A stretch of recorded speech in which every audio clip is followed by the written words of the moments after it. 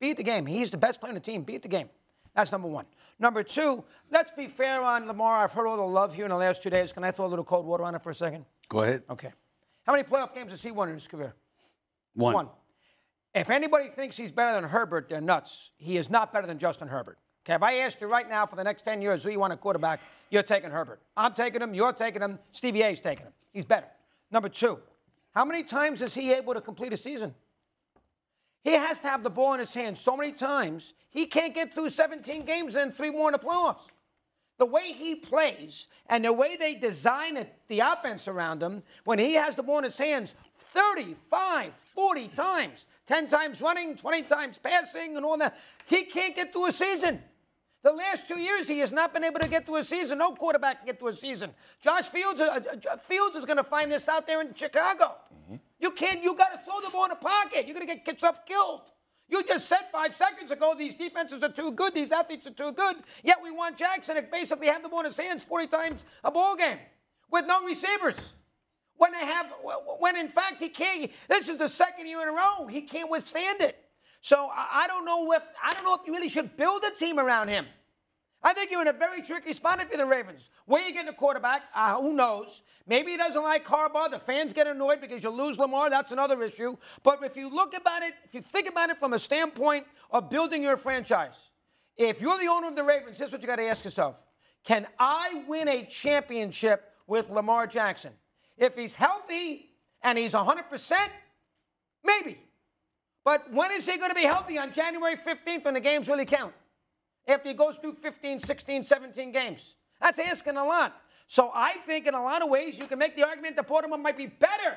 Rebuild it with somebody else. Let him go play for the NFC South and the Carolina or the Saints. But I don't know if that style of play, and you played, I didn't, so you know more than I do about it, but I don't know if that style of play at this position with the extra game and then 3 playoffs, frozen fields, oh my God, you're asking too much. That is why I think you got a major problem with the Ravens. You did good, Dougie. That was a good one. I was okay there. I mean, you okay. I practiced earlier with him. You okay. You okay. You did good there. Because Dougie is right in certain respects. Lamar Jackson needs to be at that game. You can slice it any way you want to, Swag. He got to be at that game.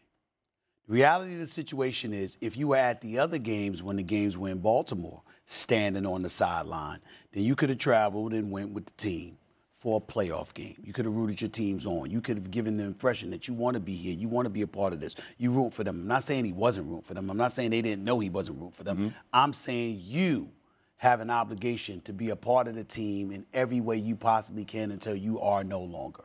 Now, you are right. If that's the number they offered them, very insulting. Not even close, okay? But did it ever occur to you that it was a negotiating tactic, that the initial steps, and you did it because of who he has representing him? You know, if you brought your mama to the negotiating table instead of a seasoned NFL agent, then teams are going to try to get over. And sometimes, now, as insulting as it may be, did it ever occur to you that you're insulting them by who you're sending in to negotiate on your behalf? People got to think about that. I bring this up. It's something I want y'all to understand. I'm not going to mention the name because it's a superstar. And I love the brother. But I'm going to tell you something that happened during NBA negotiations, collective bargaining negotiations years ago. And the particular player that I'm talking about was going ballistic privately about how Commissioner David Stern treated him. You know, talking down to him or talking to him like he was a dummy or whatever it was, right? And I looked at him. You know what I said to him? I said, I think I could play some ball. I want to go up against you. Or better yet, I want to go up against Michael Jordan. Y'all going to either slap me upside my head, laugh at me, or just be completely insulted at the ignorance that I possess by thinking I could put myself in front of you that you ain't going to have nothing to do with me. I said, that's what you did when you walked across the negotiating table against Commissioner Stern, who was considered the Michael Jordan of negotiators.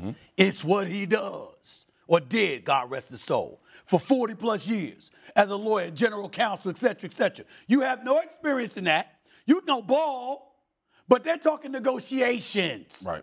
You showed up in the room against him. That's That's why. If somebody else showed up that had his experience and was a formidable foe, then all of a sudden negotiations change. Yep. Because there's mutual respect. You understand they know what you know. They know the ins and outs, et cetera, et cetera. But when somebody that is not known for having that experience, what are you going to try to do? You're going to try to exploit it to show them you don't belong in this room, not this room, with us. That could play a role. We don't talk about stuff like that enough because we're so busy thinking about the greatness of Lamar Jackson, even though you're right, just one player victory, even though you're right about the quarterbacks compared to him. The fact of the matter is you're right as well in terms of Baltimore's dependence on him. But they got not just one, but 2 shots at the apple to franchise tag him. So if you got all of that going on, they have the momentum, the leverage. Okay. So if you send somebody in there that they consider a novice, maybe that's why he got the offer he got. For them to show you, could you get somebody else up in here that we know is a peer to negotiate on your behalf? I'm just guessing. Thanks for watching ESPN on YouTube. For live streaming, sports, and premium content, subscribe to ESPN+.